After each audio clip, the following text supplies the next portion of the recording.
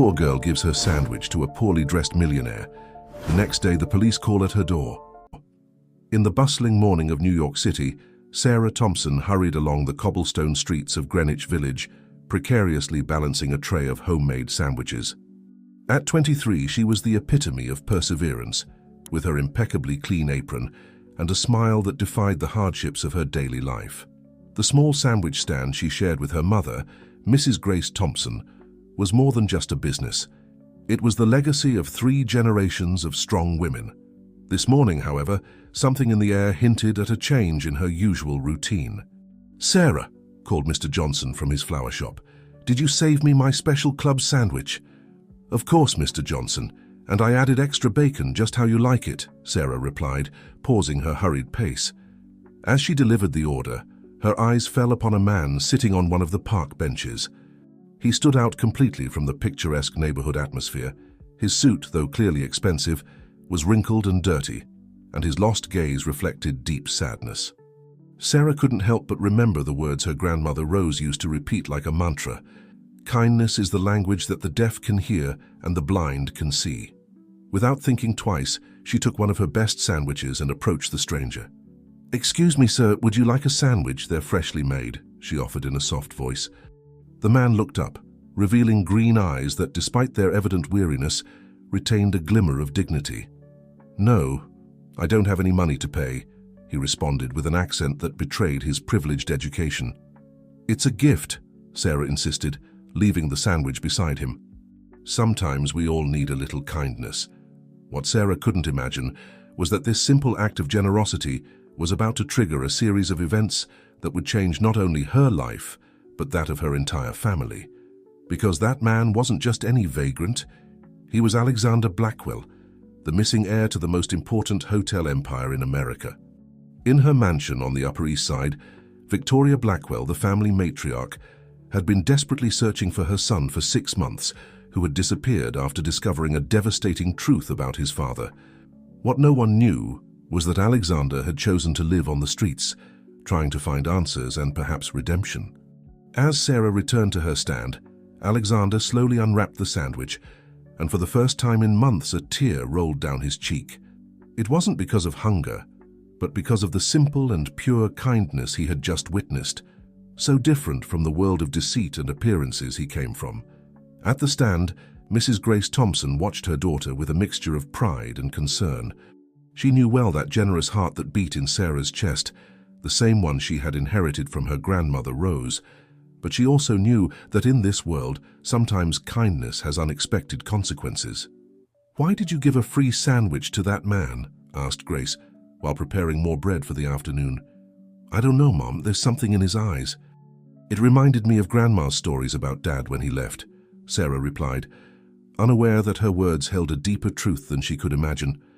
The sun began to warm the streets of Greenwich Village, and with it, a story that would intertwine seemingly disparate destinies was set in motion.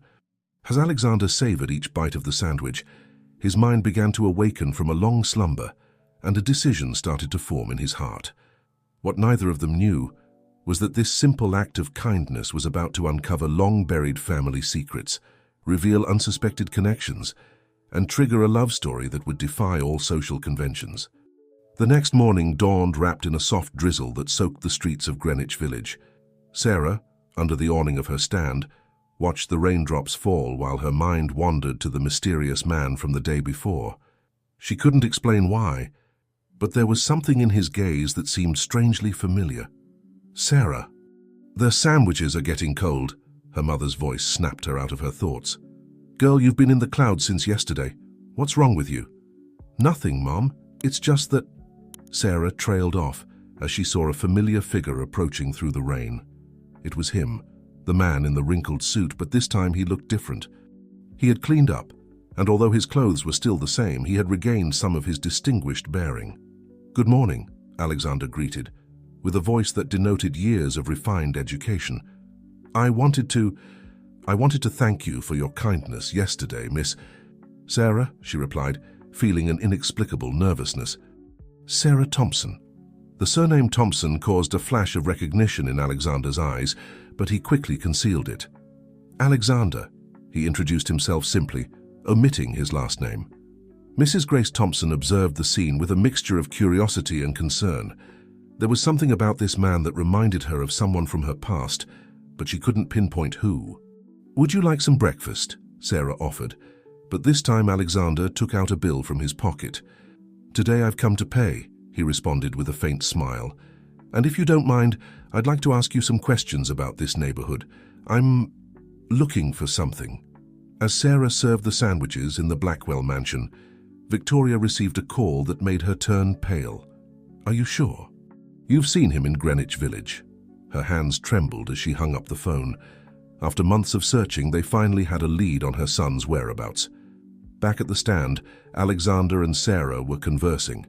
He listened attentively as she told him about the history of the neighborhood, family traditions, and how her grandmother Rose had started the sandwich business.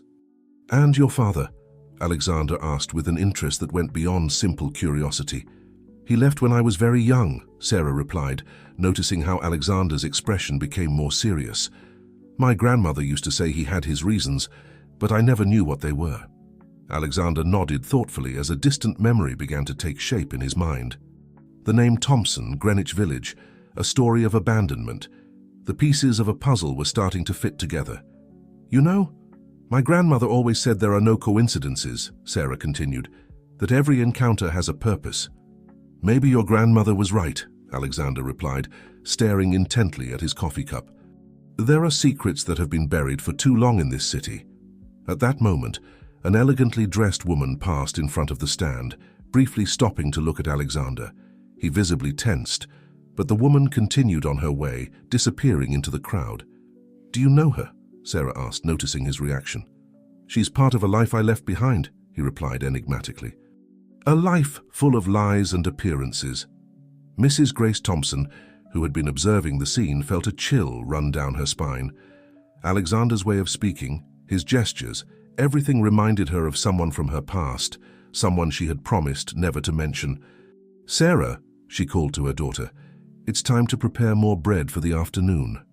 Alexander stood up, leaving a bill that covered several times the cost of his breakfast. "I'd like to come back tomorrow, if you'll allow me," he said, looking specifically at Mrs. Thompson as if seeking her approval. "The doors of our stand are always open to people with good hearts," she replied, carefully studying his face.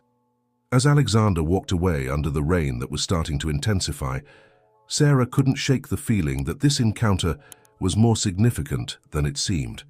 What she didn't know was that in her purse, carefully guarded, Mrs. Thompson had an old photograph that could explain many things, a photograph she hadn't seen in more than 20 years. In the dimness of her room, Mrs. Thompson took an old shoebox from the bottom of her closet. Her hands trembled as she lifted the lid, revealing a pile of yellowed photographs and letters tied with a faded ribbon. Among them, she found the one she was looking for, an image from her youth where she appeared next to an elegant man in the gardens of a mansion. "Richard Blackwell," she whispered, caressing the photograph. The man in the image bore a striking resemblance to Alexander, the mysterious visitor from that morning. It couldn't be a coincidence. Meanwhile, in the Greenwich Village market, Sarah was organizing the stand for the next day, humming an old song her grandmother Rose had taught her. Suddenly, an elegant voice interrupted her. "Excuse me, miss. Is this the Thompson family sandwich stand?" Sarah turned to find an older woman impeccably dressed. It was the same woman who had passed in front of the stand that morning, the one who had provoked a reaction in Alexander. "Yes, ma'am. I'm Sarah Thompson. How can I help you?"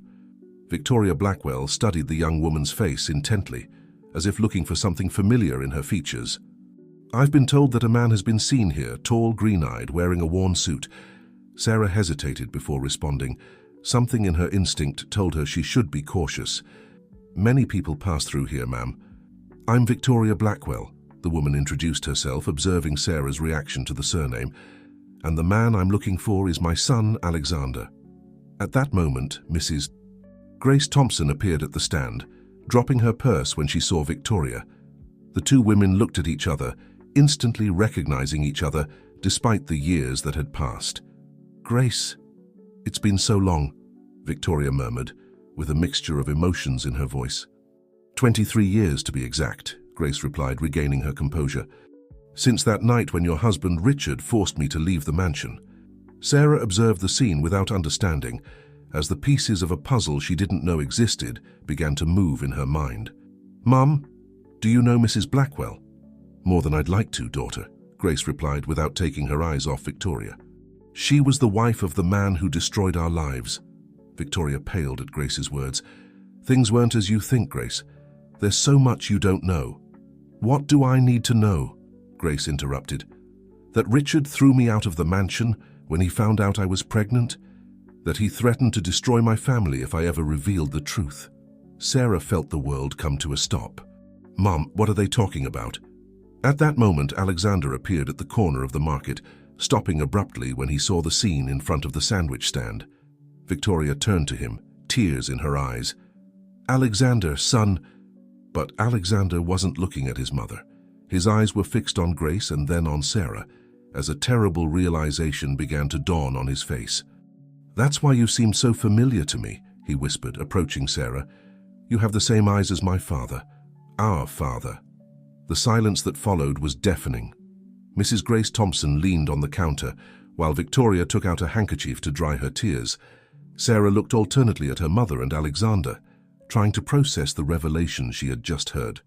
Are we siblings? She asked with a trembling voice. That's why you ran away from home, isn't it? Victoria asked her son. You found the documents in your father's office? Alexander nodded slowly. I found the letters Grace wrote to him, the evidence of monthly payments to keep her silent. All this time I had a sister and never knew it. The bustle of the market continued around them, oblivious to the drama unfolding at the small sandwich stand.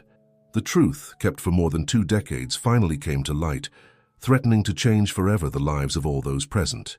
The evening fell over Greenwich Village as the family tried to process the revelations of that afternoon. They had closed the stand early and were now in the modest living room of the Thompsons' apartment, where the air felt heavy with the newly revealed truths. I need you to explain everything to me, Sarah demanded, her voice mixed with determination and vulnerability. From the beginning. Grace took a deep breath, seated in her old floral armchair, while Victoria remained standing by the window as if seeking an escape. Alexander had settled in a chair at a distance, observing the family photographs that decorated the walls. I worked as a housekeeper in the Blackwell mansion for 5 years, Grace began, her hands clasped in her lap. Your father, Richard, was different then. He wasn't the cold man he became later. Richard and I had an arranged marriage, Victoria interrupted, without turning around. We married for convenience, to unite our family's fortunes. He never really loved me. We fell in love, Grace continued, looking directly at her daughter. Richard promised me he would leave Victoria, that we would start a new life together.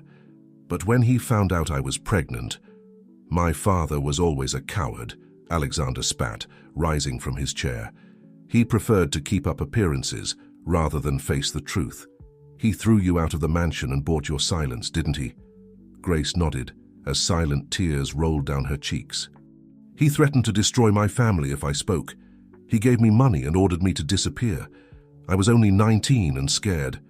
And you knew? Sarah asked Victoria, her voice trembling with emotion. I suspected, Victoria admitted, finally turning to face the family. But Richard convinced me that Grace had tried to blackmail us, that the money was to keep her quiet about a lie. I preferred to believe him. Until I found the letters, Alexander interjected. Letters that Grace wrote to him for years, telling him about Sarah, about her life. He kept them all, but never responded to any. Sarah abruptly stood up, walking towards the small shelf where a photograph of her grandmother Rose rested. Grandma, did she know? Your grandmother was my salvation, Grace replied with a sad smile. She took me in when I had no one else, taught me the sandwich business, helped me get ahead. She always said that truth has its own time to come to light. And now here we are, Alexander murmured, approaching Sarah. Siblings who didn't know of each other's existence, united by the kindness of a sandwich. A nervous laugh escaped Sarah's lips, mixing with her tears. Grandma also used to say that food has the power to bring people together. There's something else you should know, Victoria interrupted, taking an envelope from her purse. Richard, your father, is very ill. The doctors say he doesn't have much time left. Silence fell over the room once again. Grace slowly got up, approaching her daughter. "Richard wants to see you both," Victoria continued. "After Alexander disappeared, something changed in him. He started talking about regret, about second chances." "And now what?" Sarah asked, looking alternately at her mother and her newly discovered brother. "What are we supposed to do with all this?" Alexander took his sister's hand, surprising her with the gesture. "We don't have to do anything we don't want to. But maybe this is the opportunity to heal old wounds." At that moment, Victoria's phone rang urgently. Her face paled as she saw the message. "Richard has had a crisis. He's asking for you." Night had completely fallen over the city, and in that small living room in Greenwich Village, 4 people faced a decision that could change their lives forever. The aroma of sandwiches still lingered in the air, reminding them that sometimes fate uses the simplest means to unite the most complex paths. In the most exclusive private hospital in New York City, Dawn found Sarah contemplating the city from a window on the 10th floor. The night before, after a long discussion, she had decided to accompany Alexander and Victoria. Grace, however, had refused to come, arguing that she needed time to process everything. "Coffee?" Alexander's voice interrupted her thoughts. He was extending a cup from the hospital cafeteria. "Thanks," Sarah replied, accepting the drink. "It's strange. All my life I wondered what my father was like, and now that I'm just a few meters from his room, I don't know if I want to go in." "I understand." Alexander leaned against the window. "I spent the last 6 months living on the streets, trying to understand how the man who raised me could be capable of so much deception." A nurse approached them hurriedly. "Blackwell family? Mr. Richard is awake and asking for you." Victoria, who had been talking with the doctors, joined her children. "Sarah, honey, if you're not ready—" "I am," Sarah interrupted, straightening up with determination. "I've waited 23 years for this moment." As they walked towards the room, at the sandwich stand in Greenwich Village, Grace was opening the business with trembling hands. The weight of memories overwhelmed her. "Grace?" A familiar voice made her turn. It was Isabel, her best friend and confidant of a lifetime. "I saw you closed early yesterday. Is everything okay?" "Isabel?" Grace collapsed into her friend's arms. "The whole past has come back. Richard. Sarah is with him now." At the hospital, Sarah, Alexander, and Victoria entered the room. Richard Blackwell, once an imposing man, lay connected to various monitors. His eyes opened as he heard the footsteps, and upon seeing Sarah, tears began to roll down his cheeks. "You're identical to your mother," he whispered in a weak voice, "as beautiful as she was at your age." Sarah felt her heart racing, all the anger she had imagined feeling now mixed with a confused compassion. "Alexander," Richard continued, looking at his son, "forgive me. You were right to leave, to despise me." "I didn't come for your apologies, Father," Alexander responded firmly. "I came because Sarah deserves answers." Richard nodded weakly. "I owe you both the truth. Victoria, love, could you leave us alone?" Victoria hesitated for a moment, but finally nodded and left the room. Richard waited for the door to close before continuing. "What I did to your mother, Sarah, was unforgivable. I fell in love with her sincerely, but I was a coward. Society, what people would say, the family empire, I allowed all that to weigh more than love." "Why did you keep her letters?" Alexander asked. "If appearances mattered so much to you, why didn't you destroy them?" "Because they were the only thing that kept me human," Richard replied. Each letter, each photo that Grace sent of Sarah, I kept them as both a treasure and a punishment. They were the reminder of my greatest failure as a human being. Sarah approached the bed, studying the face of the man who had given her life, but denied her his presence. "Did you ever think about looking for me?" "Every day," Richard replied, extending a trembling hand towards her. "But each day I was more cowardly than the last, until Alexander found the letters and everything crumbled. And now what do you expect from us?" Sarah asked, without taking his hand. "What do you want?" "I want to do things right, for once in my life." Richard coughed weakly. "I've modified my will. Half of the Blackwell Empire will be yours, Sarah. It's what should have always been." "I don't want your money," Sarah replied firmly. "I didn't come for that." "I know," Richard smiled sadly. "You're like your mother, with a heart of gold But it's not just money I want to give you. It's your place in the family, your heritage, your identity. At that moment, Victoria hurriedly re-entered the room. Richard, the doctors need to examine you. As the medical team entered, Sarah and Alexander went out into the hallway. They looked at each other in silence, processing everything that had happened. "What are you going to do?" Alexander finally asked. "I don't know," Sarah replied honestly. "But I think Mom needs to be here. This story can't end without them seeing each other one last time." In the Greenwich Village market, Isabel listened attentively as Grace poured out 23 years of kept secrets. The stand remained closed, with an improvised "back soon" sign hanging in front. "There's something I never told you, Isabel." Grace dried her tears with the back of her hand. "The night Richard threw me out of the mansion, it wasn't just because of the pregnancy." Isabel leaned forward, intrigued. "What do you mean?" "That night, I found documents in his office, papers that proved the Blackwell fortune wasn't as clean as it appeared. Richard was desperate to keep up appearances, not just because of the pregnancy, but because he feared I knew too much." At that moment, Grace's cell phone vibrated with a message from Sarah. "Mom, he needs you. Please come." Meanwhile, at the hospital, Alexander and Sarah shared a moment of calm in the cafeteria. Victoria had gone up to Richard's room. "You know, I always wanted to have a sister," Alexander commented, stirring his coffee. "Although I must admit I didn't imagine finding her selling the best sandwiches in New York." Sarah smiled slightly. "And I didn't imagine my brother would be a millionaire who chose to live on the streets because of moral principles." "Ex-millionaire, technically," Alexander corrected. "I renounced everything when I discovered the truth, although now it seems Father wants to return to you what's rightfully yours." "I don't want his money," Sarah insisted. "I just want to understand everything." "There's more to the story than we imagine." Alexander lowered his voice. "During my months on the street, I investigated. The Blackwells have dark secrets, Sarah. Father didn't just deny you, he denied many truths." Before he could continue, Victoria appeared in the cafeteria, her face pale. "The doctors say he's getting worse. He wants to see Grace." In the market, Grace read her daughter's message over and over again.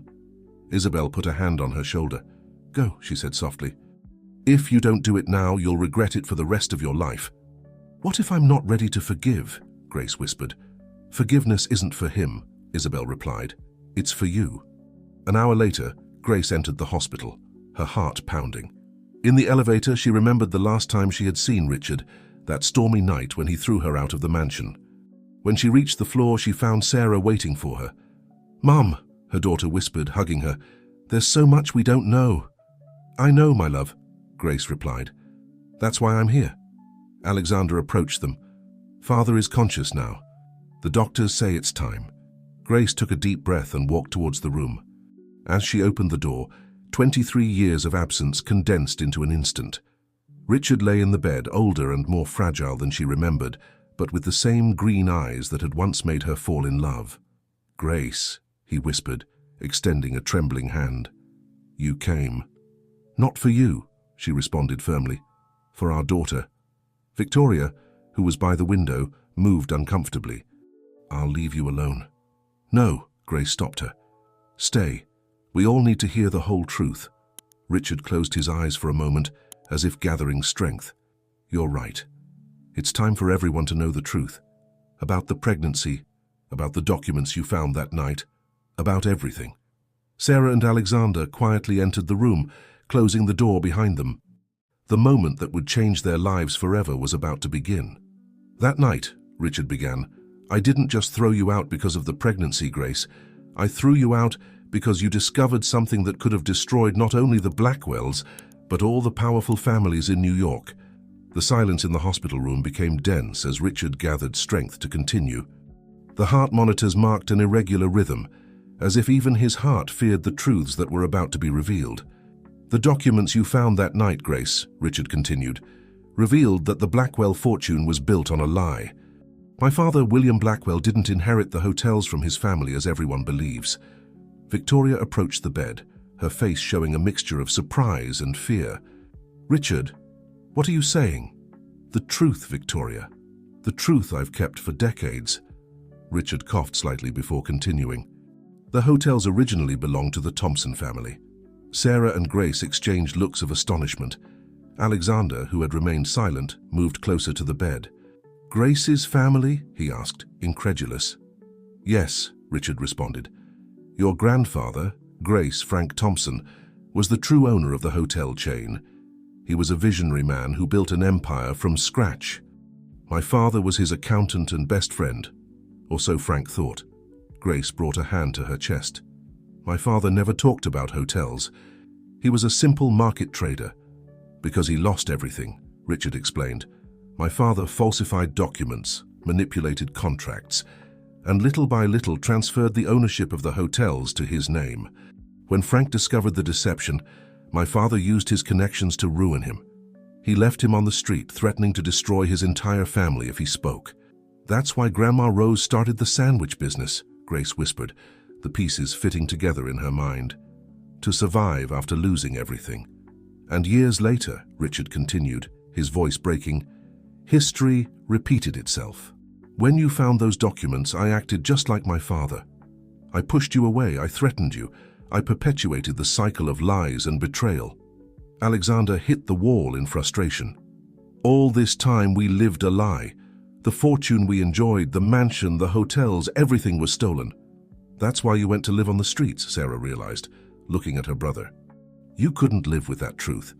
And that's why I want to do the right thing now," Richard intervened. "Sarah, the half of the hotels I want to leave you isn't a gift. It's a restitution. It's what should have always belonged to your family."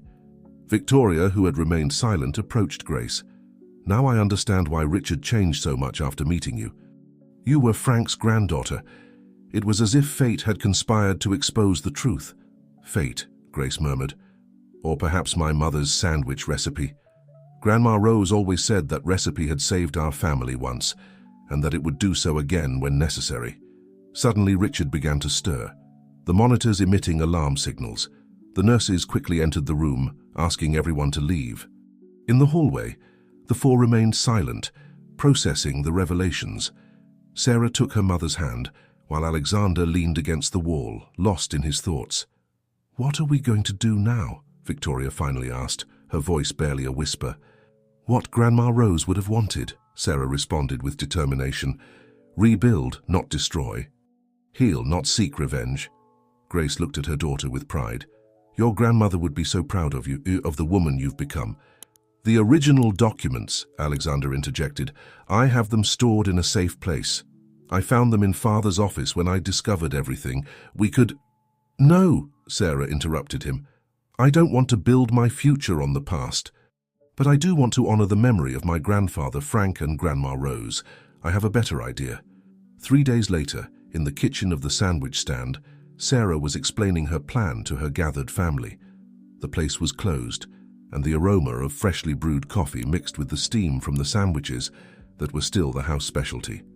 "I want to turn the main Blackwell Hotel into a school of traditional American cuisine," Sarah explained, her eyes shining with determination. "A place where family recipes like Grandma Rose's can be preserved and passed on to new generations." Alexander, who had abandoned his worn suit for more casual clothes, nodded thoughtfully. "The Grand Central Hotel. It has the perfect location and enough space." "But that's the most emblematic hotel in the chain," Victoria objected, although her voice lacked conviction. "It's been the face of the Blackwells for decades." "Exactly," Sarah replied. "What better way to honor both the Thompsons and the Blackwells? Turn a symbol of deception into a place of hope and tradition." Grace, who had remained quiet, finally spoke. "Your grandfather Frank always dreamed of creating something that would endure through time, something that would go beyond money. Grandma Rose achieved that with her sandwiches, and now you want to take it further." "Not just that," Sarah continued, taking out some sketches she had been working on. "I want the hotel's main restaurant to be named Frank and Rose's, a tribute to my grandparents and to all the families that keep traditional American cuisine alive." Victoria approached the sketches, studying them with interest. "It's beautiful, and it makes sense commercially. Traditional American cuisine is at its international best right now. And we could offer scholarships," Alexander added, getting excited about the idea. for young people from Greenwich Village and other traditional neighborhoods. Preserve not only the recipes, but also the stories behind them. At that moment, Isabel entered the place with news from the hospital. "Richard is stable," she announced. "The doctors say he can return home in a few days." A reflective silence fell over the group. Finally, Grace spoke.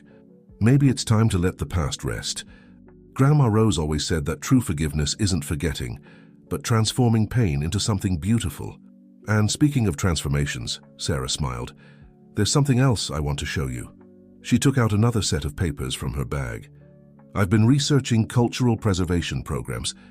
There's a foundation that could help us document and preserve traditional recipes from all over America."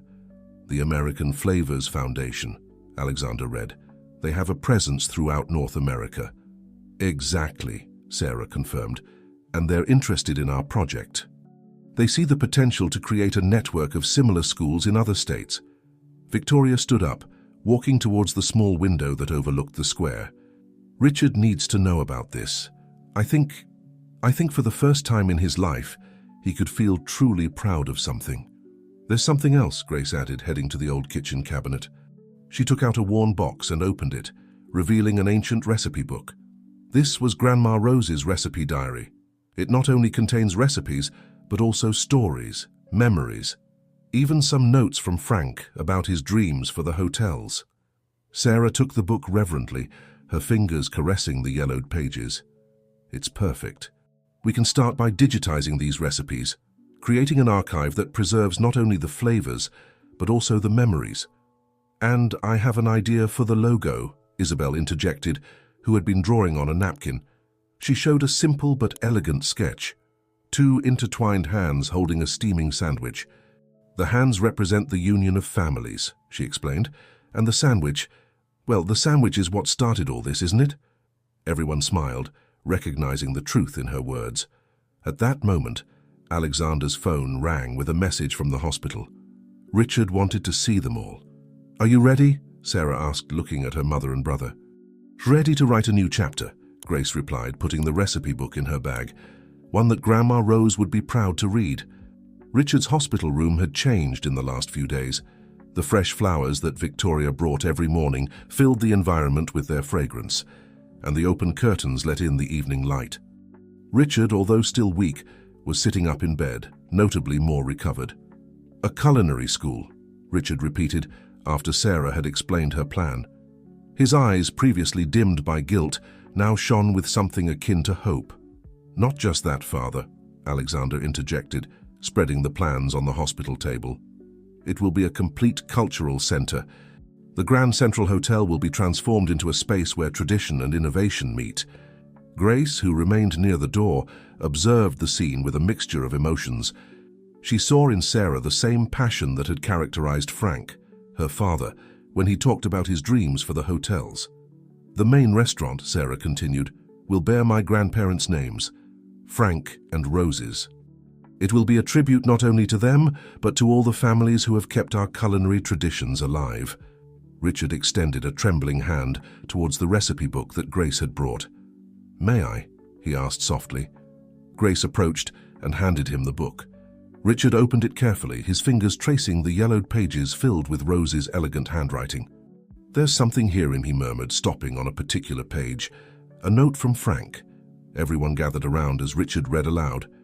"Dear Rose, the hotels are just buildings. The true legacy is in what we do with them. I dream of places where people not only stay, but where they find the taste of a home away from home." Victoria, who had remained silent, wiped away a tear. "It's exactly what Sarah is proposing. And there's more," Alexander added. "The American Flavors Foundation is interested in collaborating. We could create a network of similar schools across America." Richard slowly closed the book, his face reflecting deep reflection. "For years I carried the guilt of what my father did, and then the guilt of my own actions. But this," he gestured towards the plans, "this is redemption." "I'm not looking for redemption," Sarah interrupted firmly. "I'm seeking justice, a justice that doesn't destroy but builds, that doesn't divide but unites." Grace finally approached the bed, standing next to her daughter. "Grandma Rose always said that the best revenge is success. But she didn't mean financial success, but success of the heart. "The hotel," Richard began, but was interrupted by a coughing fit. When he recovered, he continued, "The hotel will be yours, Sarah, completely yours.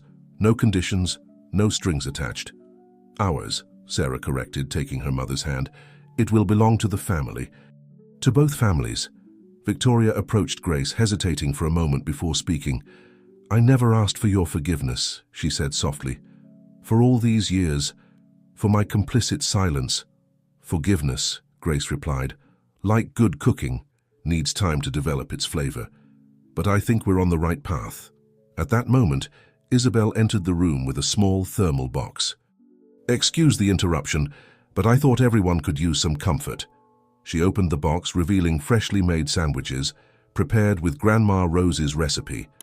"The first service of the future Frank and Rose's restaurant," Alexander joked, but his voice was laden with emotion.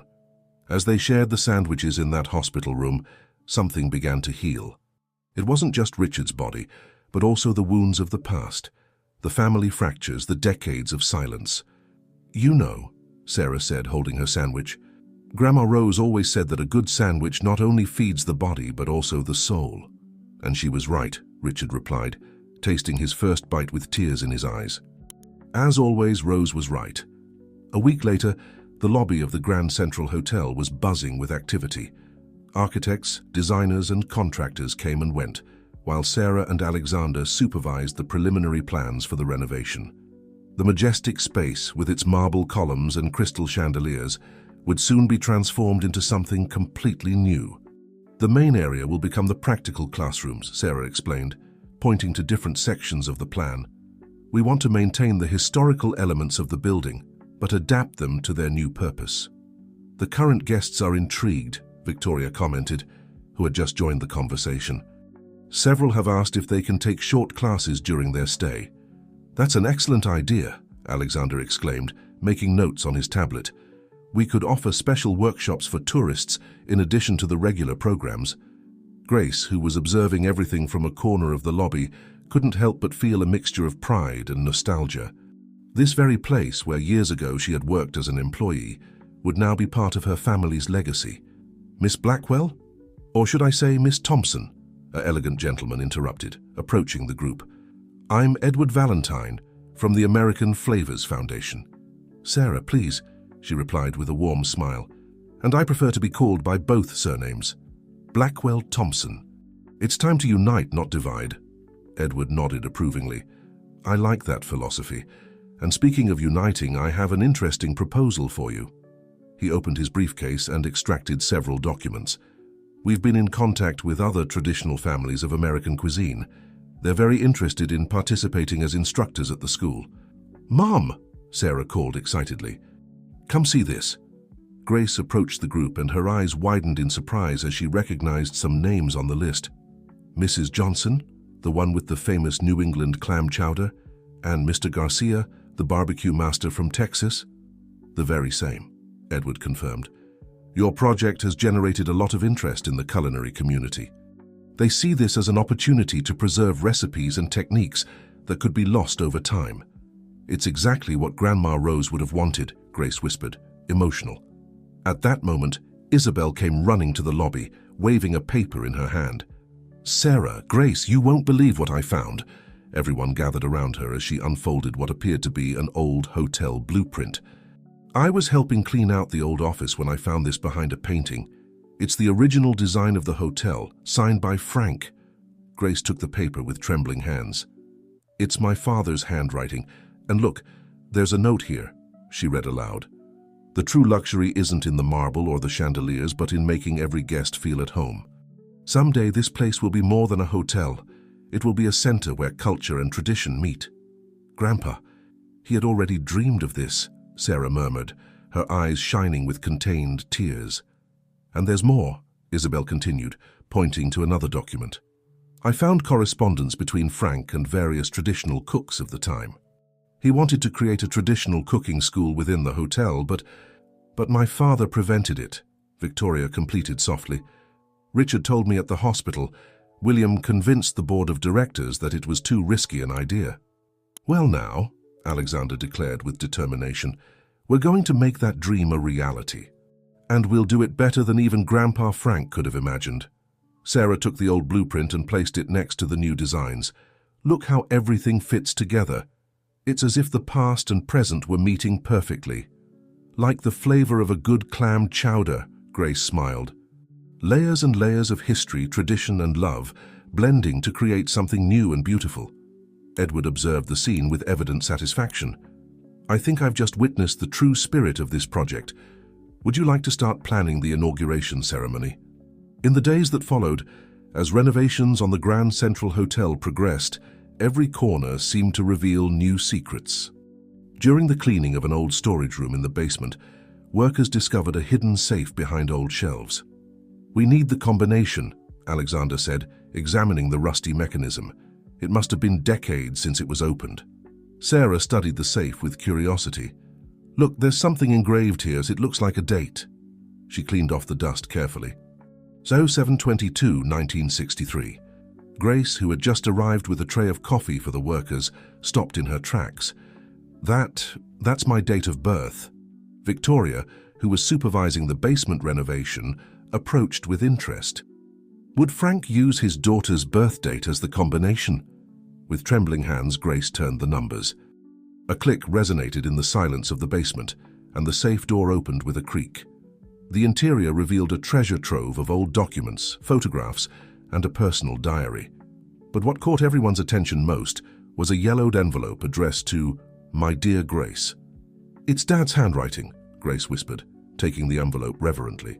Read it, Mom, Sarah encouraged as everyone gathered around. Grace opened the envelope and began to read.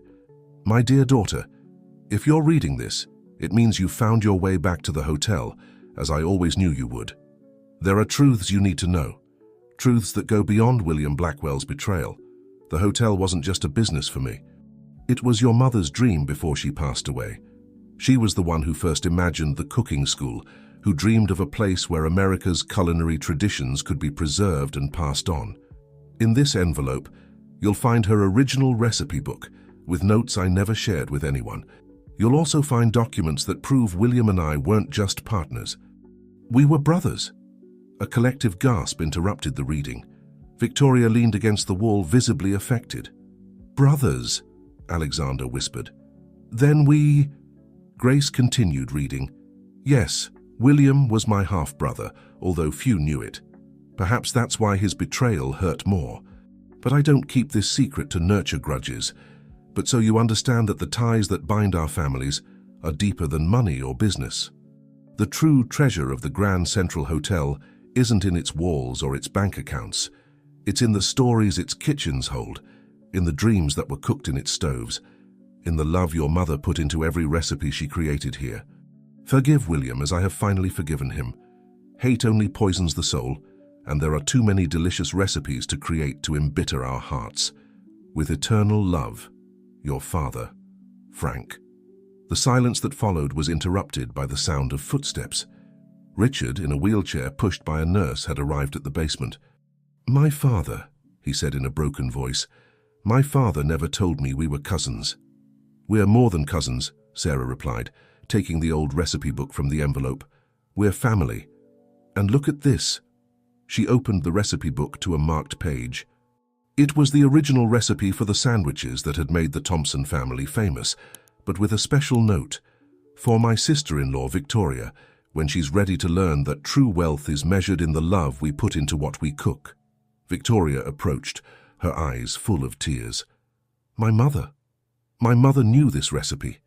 Grace nodded slowly.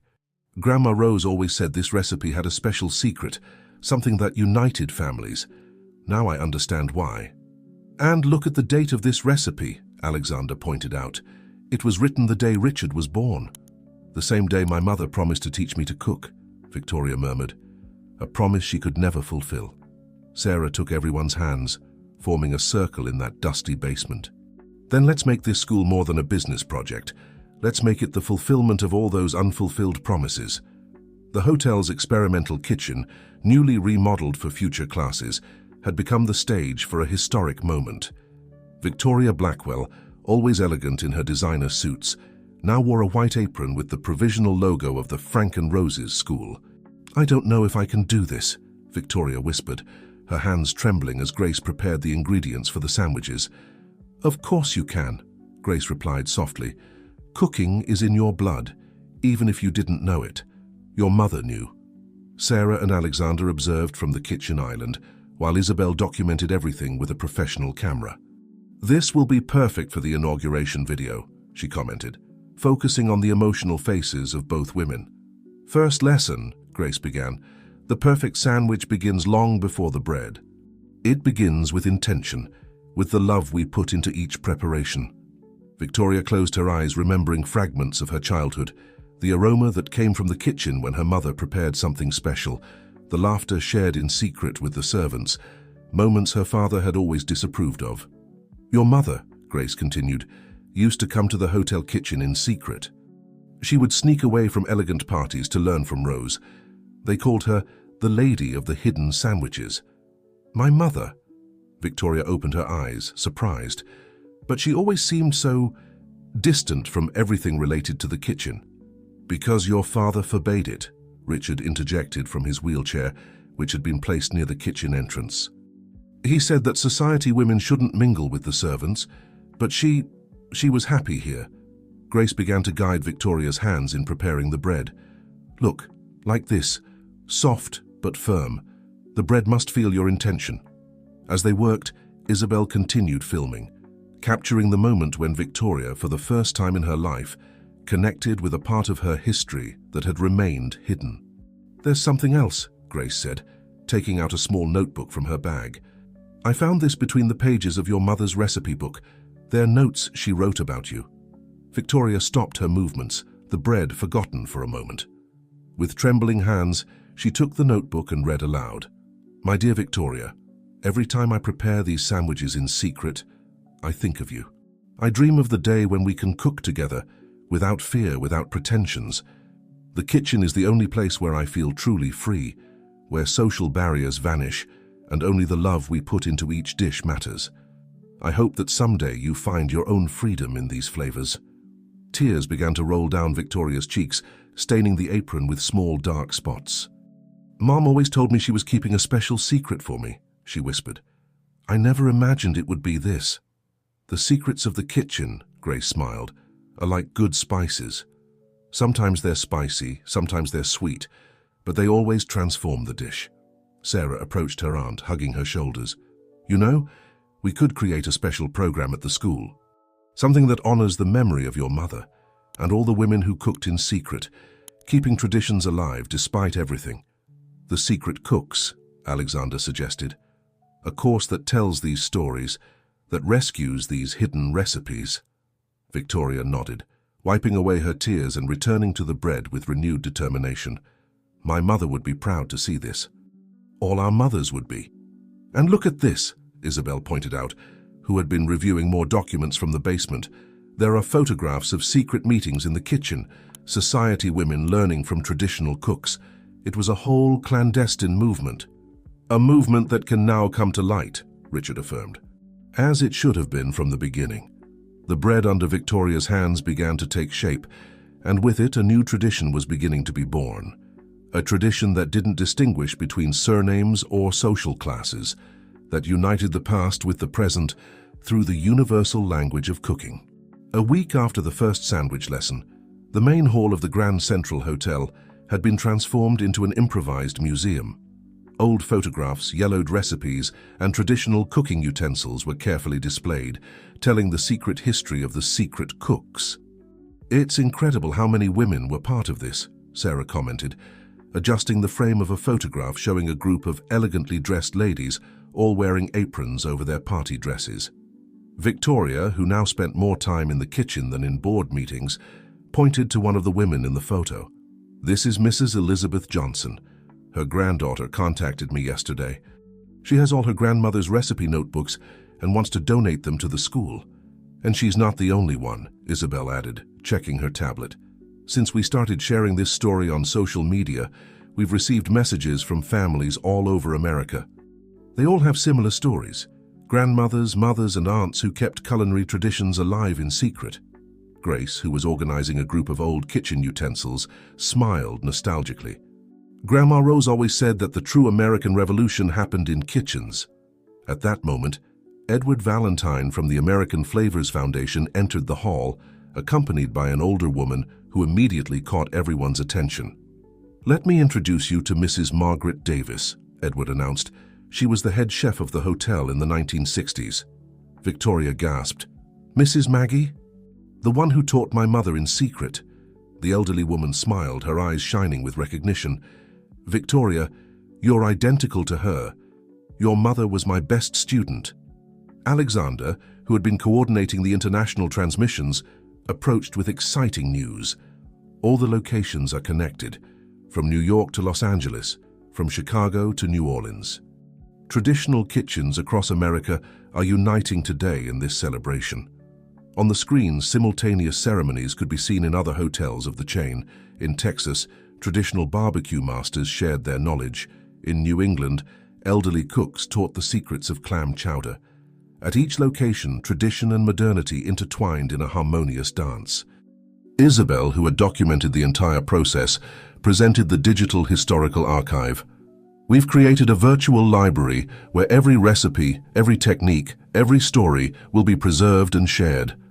The knowledge that was once kept in hiding places and secret codes will now be accessible to everyone."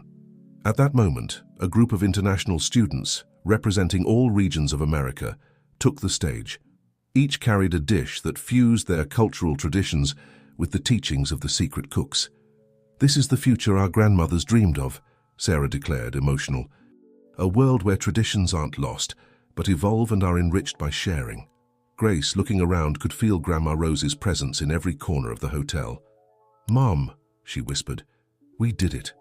Your dream didn't just survive, it grew beyond our borders." The hotel bells rang, officially marking the beginning of a new era. An era where kitchens would no longer be places of division, but bridges between cultures, generations, and hearts.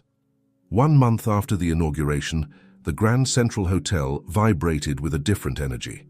The hallways, once silent and formal, now resonated with the voices of students from all over the country, learning and sharing knowledge. In the main kitchen, now a modern laboratory of traditional flavors, Victoria was leading a special class. In front of her, students from different states watched attentively as she prepared the sandwich that her mother had taught her through the secret notes. "Each ingredient," Victoria explained passionately, "tells a story. When we toast this bread, we're not just preparing a dish, we're keeping alive the memory of generations." In another classroom, Grace and Mrs. Maggie supervised a unique exchange. An elderly Native American woman was teaching traditional techniques to a young chef from New York, while he shared preservation methods that would help keep ancient recipes alive. "It's beautiful," Grace commented to Mrs. Maggie. "Grandma Rose always said that the kitchen was the place where all languages became one." Sarah, meanwhile, was coordinating via video conference with the other international locations. On the screens, the kitchens of Blackwell hotels in different countries could be seen, each converted into a center for preserving and evolving culinary traditions. "The results of the first month are incredible," Edward reported, showing statistics on his tablet. "We've documented more than 1,000 traditional recipes that were at risk of being lost.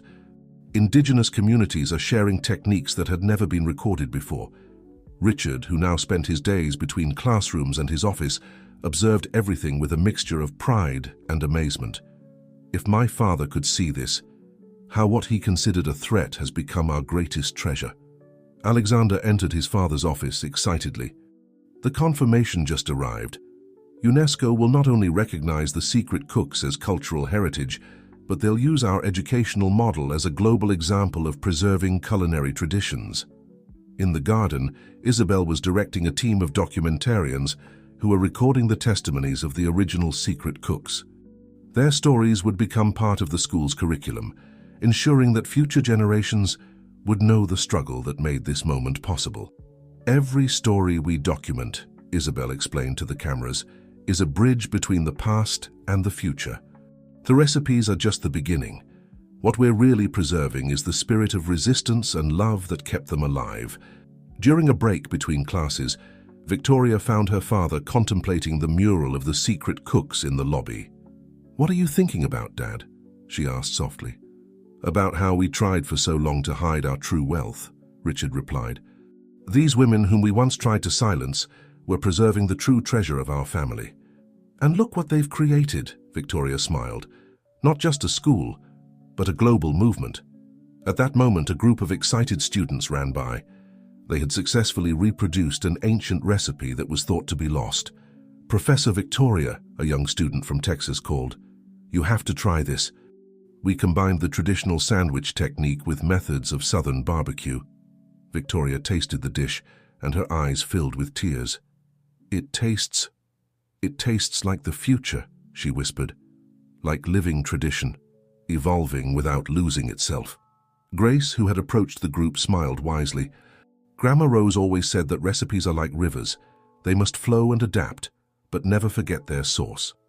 The afternoon sun streamed through the hotel's windows, illuminating the faces of 3 generations united by their love for cooking and its traditions. In every corner of the building, the legacy of the secret cooks not only survived, but flourished in ways that not even they could have imagined. 6 months after the inauguration, the Grand Central Hotel was preparing for a special event, the first graduation of students from the International School of Secret Cooks. The former ballroom, now converted into a multi-purpose space, was decorated with historical photographs and traditional aromatic herbs. Victoria, elegant in a suit that combined elements of high fashion with traditional embroidery, was supervising the final details when Sarah arrived with exciting news. You won't believe this, she exclaimed, waving a letter. The Culinary Institute of America wants to establish a permanent exchange program. They say our teaching methods have revolutionized the way of preserving culinary traditions. Grace, who was preparing the dishes for the ceremony with her students. Well now, Alexander declared with determination, we're going to make that dream a reality.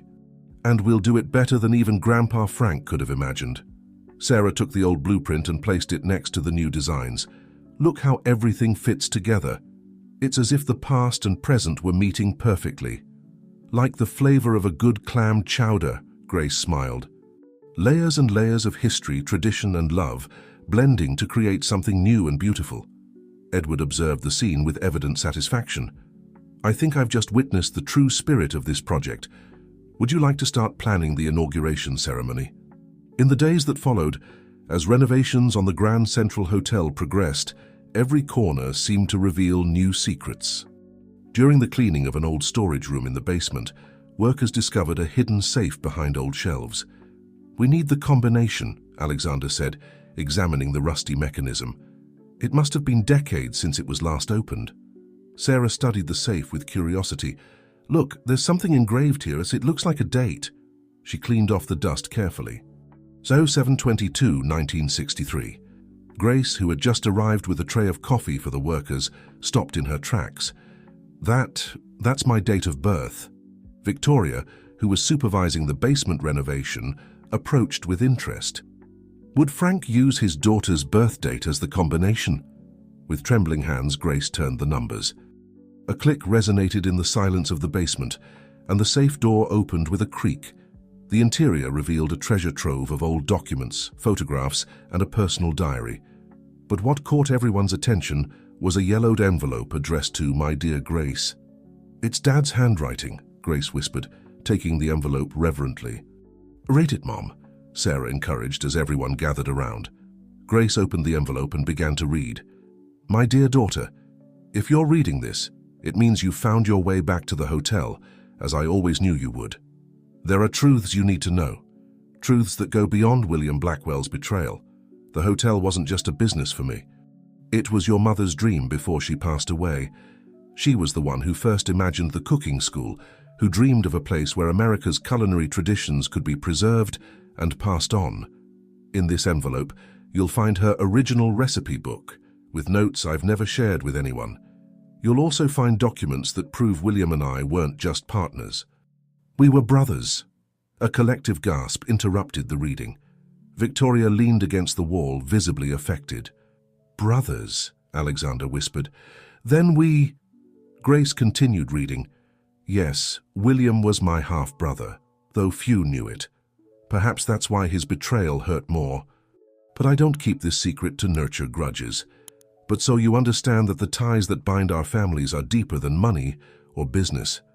The true treasure of the Grand Central Hotel isn't in its walls or its bank accounts. It's in the stories its kitchens hold, in the dreams that were cooked in its ovens, in the love your mother put into every recipe she created here. Forgive William as I have finally forgiven him. Hate only poisons the soul, and there are too many delicious recipes to create to embitter our hearts. With eternal love, your father, Frank. The silence that followed was interrupted by the sound of footsteps. Richard, in a wheelchair pushed by a nurse, had arrived at the basement. "My father," he said with a broken voice. "My father never told me we were cousins." "We're more than cousins," Sarah responded, taking the old recipe book from the envelope. "We're family. And look at this." She opened the recipe book to a marked page. It was the original recipe for the sandwiches that had made the Thompson family famous, but with a special note: "For my sister-in-law, Victoria, when she's ready to learn that true wealth is measured in the love we put into what we cook." Victoria approached, her eyes full of tears. My mother knew this recipe." Grace nodded slowly. "Grandma Rose always said this recipe had a special secret, something that united families. Now I understand why. And look at the date on this recipe," Alexander pointed out. "It was written the day Richard was born." "The same day my mother promised to teach me how to cook," Victoria murmured. "A promise she never got to fulfill." Sarah took everyone's hands, forming a circle in that dusty basement. "Then let's make this school more than just a business project. Let's make it the fulfillment of all those unfinished promises." The hotel's experimental kitchen, newly remodeled for future classes, had become the stage for a historic moment. Victoria Blackwell, always elegant in her designer suits, now wore a white apron with the provisional logo of the Frank and Rose's school. "I don't know if I can do this," Victoria whispered, her hands trembling as Grace prepared the ingredients for the sandwiches. "Of course you can," Grace responded softly. "Cooking is in your blood, even if you didn't know it." "Your mother knew," Sarah and Alexander observed from the kitchen island, while Isabel documented everything with a professional camera. "This will be perfect for the inauguration video," she commented, focusing on the emotional faces of both women. "First lesson," Grace began. "The perfect sandwich starts long before the bread. It starts with intention, with the love we put into each preparation." Victoria closed her eyes, remembering fragments of her childhood. The aroma that came from the kitchen when her mother prepared something special. The laughter shared in secret with the servants, moments her father had always disapproved of. "Your mother," Grace continued, "used to come to the hotel kitchen in secret. She would sneak away from the elegant parties to learn from Rose. They called her the Lady of the Hidden Sandwiches." "My mother?" Victoria opened her eyes, surprised, but she always seemed so distant from everything related to the kitchen. "Because your father forbade it," Richard interjected from his wheelchair, which had been placed near the kitchen entrance. "He said that society women shouldn't mingle with the servants, but she was happy here." Grace began to guide Victoria's hands in preparing the bread. "Look, like this, soft but firm. The bread must feel your intention." As they worked, Isabel continued filming, capturing the moment when Victoria, for the first time in her life, connected with a part of her history that had remained hidden. "There's something else," Grace said, taking out a small notebook from her bag. "I found this between the pages of your mother's recipe book. They're notes she wrote about you." Victoria stopped her movements, the bread forgotten for a moment. With trembling hands, she took the notebook and read aloud. "My dear Victoria, every time I prepare these sandwiches in secret, I think of you. I dream of the day when we can cook together without fear, without pretensions. The kitchen is the only place where I feel truly free, where social barriers vanish and only the love we put into each dish matters. I hope that someday you'll find your own freedom in these flavors." Tears began to roll down Victoria's cheeks, staining the apron with small, dark drops. "Mom always told me she was keeping a special secret for me," she whispered. "I never imagined it would be this." "The secrets of the kitchen," Grace smiled, "are like good spices. Sometimes they're spicy, sometimes they're sweet, but they always transform the dish." Sarah approached her aunt, hugging her shoulders. "You know, we could create a special program at the school. Something that honors the memory of your mother and all the women who cooked in secret, keeping traditions alive despite everything. The Secret Cooks, Alexander suggested. A course that tells these stories, that rescues these guarded recipes. Victoria nodded, wiping away her tears and returning to the bread with renewed determination. My mother would be proud to see this. All our mothers would be. And look at this, Isabel pointed out, who had been reviewing more documents from the basement. There are photographs of secret meetings in the kitchen, society women learning from traditional cooks. It was a whole clandestine movement. A movement that can now come to light, Richard affirmed. As it should have been from the beginning.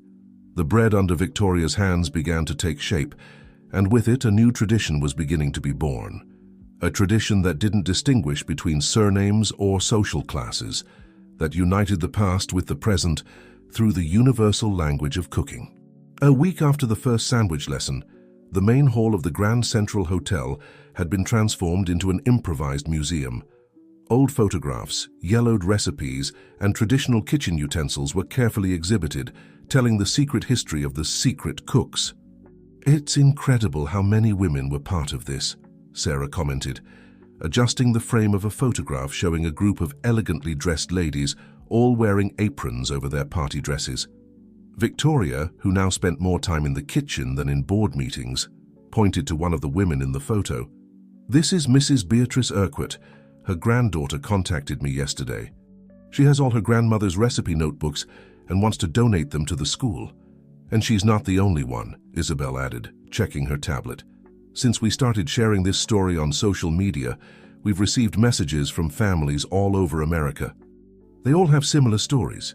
Grandmothers, mothers, and aunts who kept culinary traditions alive in secret. Grace, who was organizing a group of old kitchen utensils, smiled nostalgically. Grandma Rose always said that the true American Revolution happened in kitchens. At that moment, Edward Valentine from the American Flavors Foundation entered the hall, accompanied by an older woman who immediately caught everyone's attention. "Let me introduce you to Mrs. Mercedes Ortiz," Edward announced. She was the head chef of the hotel in the 1960s. Victoria gasped. "Mrs. Mercy, the one who taught my mother in secret." The old woman smiled, her eyes shining with recognition. "Victoria, you're identical to her. Your mother was my best student." Alexander, who had been coordinating the international transmissions, approached with interest. "Mrs. Mercedes, did you know Frank?" "Know him? He was the one who created all this," the old woman responded, gesturing towards the photographs. "Frank understood that America's true wealth was in its kitchens, not in its ballrooms." Richard, who was observing everything from his wheelchair, spoke softly. "That's why my father betrayed him, isn't it? It wasn't just about the money." Mrs. Mercedes nodded. "William Blackwell wanted an international luxury hotel. Frank dreamed of a space that would celebrate our roots. The secret cooks were his form of resistance. And now," Sarah interjected, "we can make that dream a reality. But we need your help, Mrs. Mercy. We want new generations to learn not just the recipes, but the stories behind them." The old cook approached a display case where ancient mortars and pestles were exhibited. "Each of these utensils has a story. Each recipe is a piece of our identity. I'll teach you everything I know." "And there's more," Edward added, taking out some documents from his briefcase. "UNESCO is interested in declaring this secret cooks movement as intangible cultural heritage. Its impact on the preservation of American cuisine was more significant than we imagined." Victoria approached Mrs. Mercedes, taking her wrinkled hands in hers. "Would you tell me more about my mother? About what you cooked together?" "Even better," the old woman smiled. "I'll teach you. Just as I taught her. The kitchen has its own memory, you know. In every movement, in every technique is the memory of those who came before us." Grace observed the scene with tears in her eyes. Grandma Rose was right. She said that someday, all the stories these walls held would come to light. And they won't just come to light, Sarah affirmed with determination.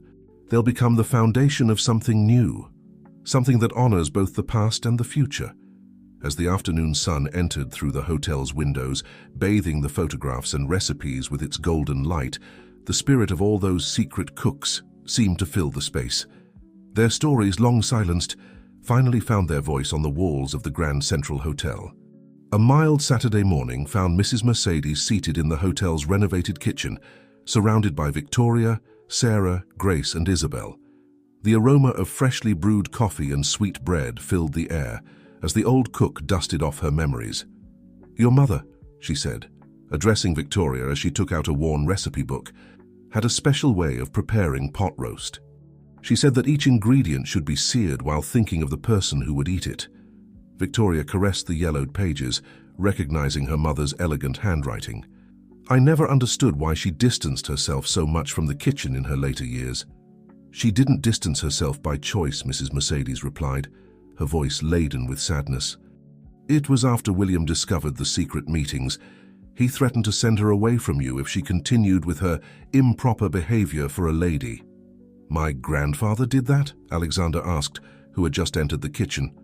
"Your grandfather feared that American traditions would taint the hotel's international prestige," the old woman explained.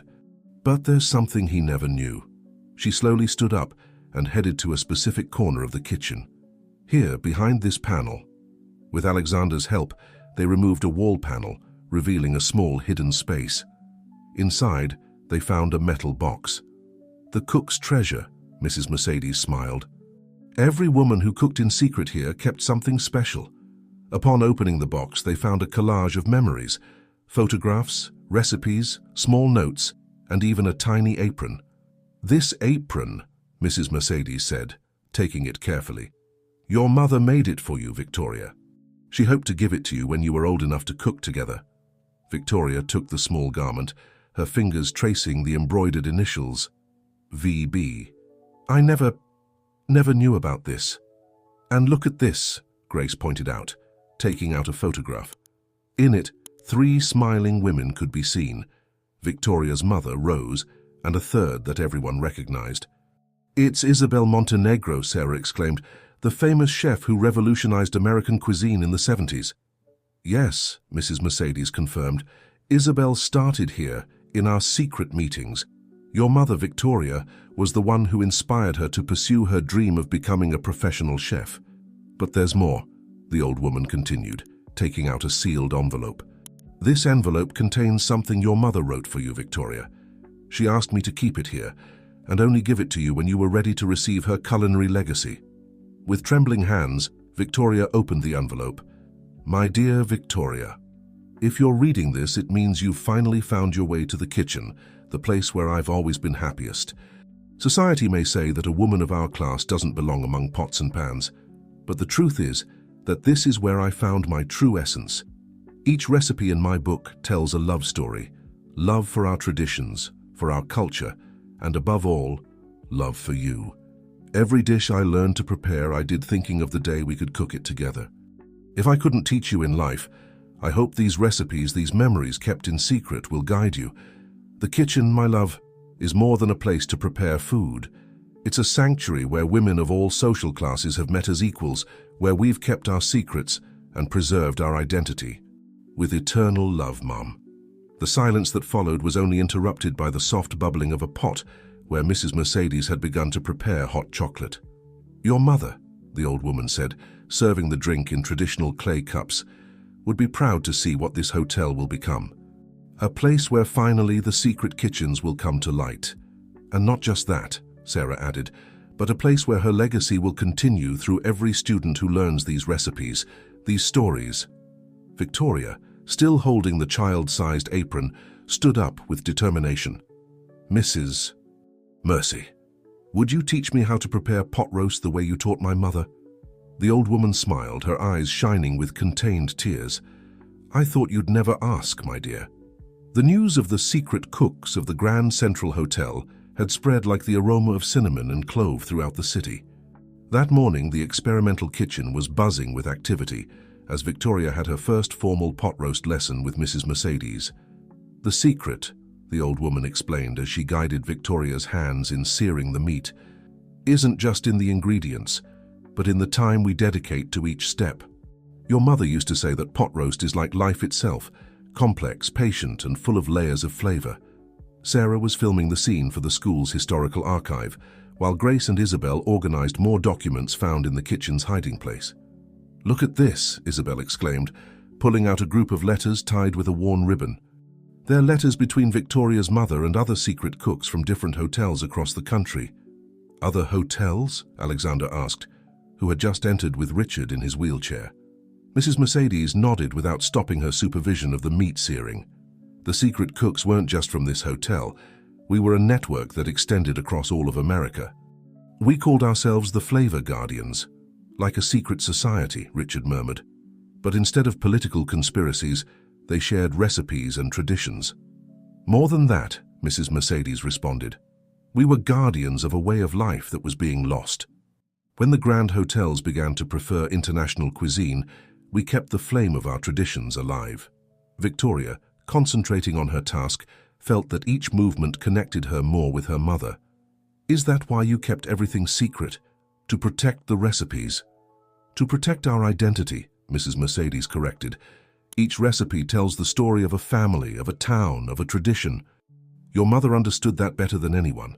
Suddenly, Grace let out a small cry as she opened one of the letters. I can't believe it. This letter, it's from my mother to yours, Victoria. Everyone gathered around as Grace read, Dear Elizabeth, the pot roast we prepared together last week reminded me why our kitchens are so important. They're not just places to prepare food, they're sanctuaries where social differences vanish and where we're all simply women preserving the soul of America. Your daughter Victoria has your same bright eyes when she watches the preparation of dishes. Someday, when times change, our daughters will continue this legacy together, without needing to hide. With love, Rose. Our mothers, Victoria whispered, were secret friends. More than friends, Mrs. Mercedes smiled. They were sisters in the kitchen, as you are now. Sarah approached Victoria, taking her hands stained with spices. And look how fate has united us exactly as they dreamed. At that moment, Edward Valentine entered the kitchen with an excited expression. You have to see this. He spread several documents on the table. We've found records of the Flavor Guardians in hotels across the country. It was an immense network of women dedicated to preserving traditional recipes. And each hotel, he continued, had its own hiding place in the kitchen like the one you found here. We're talking about a national culinary treasure that has remained hidden for decades. Richard, who had remained silent, spoke with a broken voice. All this time, while my father tried to internationalize the hotels, these women were fighting to keep our essence alive. And now, Sarah declared with determination, we're not only going to preserve that legacy, but we're going to celebrate it. Openly. The school will be a tribute to all those women. Victoria, returning to her pot roast, noticed that the tears falling into the sauce mixed with the flavors, just as her mother had described in her notes. Each emotion adds its own seasoning to the dish. Pot roast, Mrs. Mercedes said softly, like life tastes better when shared. The news about the Flavor Guardians had triggered a chain reaction across America. In just a week, the Grand Central Hotel had become the epicenter of a national movement to recover the country's culinary memory. Letters have arrived from all states, Isabel explained, organizing the correspondence on the improvised meeting table in the kitchen. Families from New England, the South, the Midwest, all with similar stories about their mothers and grandmothers who were part of the network. Sarah studied a map of the United States, where they had begun to mark the points where secret kitchens existed. It's incredible. Every important hotel in the country had its own group of guardians. And look at this, Edward intervened, unfolding an ancient document. We found the original manifesto of the Flavor Guardians, written by Rose and Victoria's mother. Grace took the paper reverently while Mrs. Mercedes approached to listen. We, the guardians of the ancestral flavors of America, commit ourselves to preserve not only the recipes of our towns, but the stories, techniques, and love that make them unique. In times where modernity threatens to erase our traditions, we swear to keep alive the flame of our kitchens, transmitting this knowledge to future generations. May every stove be a school, every recipe a history lesson, and every dish an act of resistance and love for our culture. Signed by the Flavor Guardians, 1965. Victoria, who had been practicing the preparation of pot roast under Mrs. Mercedes's supervision, stopped to listen. It's as if they had predicted what we're doing now. They didn't predict it, the old cook smiled. They dreamed it and planted the seed. You are making that dream blossom. Alexander, who had been reviewing legal documents, looked up from his papers. I have an idea. What if we expand the project? Instead of a single school, we could create a national network of traditional cooking schools. Use the Blackwell hotels as culinary preservation centers? Richard asked from his chair. Exactly, Alexander continued. Each hotel has its own history, its own guardians, its own local recipes. We could create a program that connects all these traditions. The Guardian's Trail, Sarah suggested, her eyes shining with enthusiasm. A circuit that connects all the hotels and their traditional kitchens. Edward nodded with approval. UNESCO would be very interested in a project of this magnitude. We would be preserving not just recipes, but an entire cultural heritage. And we could start here, Grace added. The Grand Central Hotel would be the central headquarters, the place where it all began. Victoria wiped her hands on her apron and approached the group. The first Guardians united their knowledge in secret. Now we can do the same, but in broad daylight, celebrating each tradition, each story. And there's more, Isabel said, pulling out more documents from the hiding place. I found records of international meetings. The Guardians not only preserved American recipes, but also exchanged knowledge with traditional cooks from other countries. A true culinary resistance movement, Richard murmured, taking one of the documents. While the grand hotels were globalizing, these women were creating international networks to protect the traditional cuisines of each country. Mrs. Mercedes approached the pot roast that Victoria had been preparing and tasted it delicately. Perfect, she smiled. You've captured the essence. Your mother would be proud. And this is just the beginning, Sarah declared, looking at the map full of markers. Each point on this map represents a story waiting to be told, a tradition that deserves to be preserved. The group gathered around the map, while the aroma of Victoria's pot roast filled the kitchen, reminding them that some revolutions begin with a simple dish, prepared with love and resistance. 2 weeks before the official inauguration of the school, the old boardroom of the Grand Central Hotel had been transformed into an improvised operations center. Maps, photographs, and documents covered the walls, while representatives from various hotels in the Blackwell chain met to discuss the expansion of the project. So far, we've identified 32 hotels with documented stories of the Flavor Guardians, Sarah explained, pointing to spots on the national map, each with its own recipes, its own traditions. Victoria, who now divided her time between board meetings and cooking classes, added, "And in each hotel we've found hiding places similar to ours, full of recipes and documents." The most surprising thing, Edward Valentine interjected, is the organization they had. Look at this. He unfolded an old document on the central table.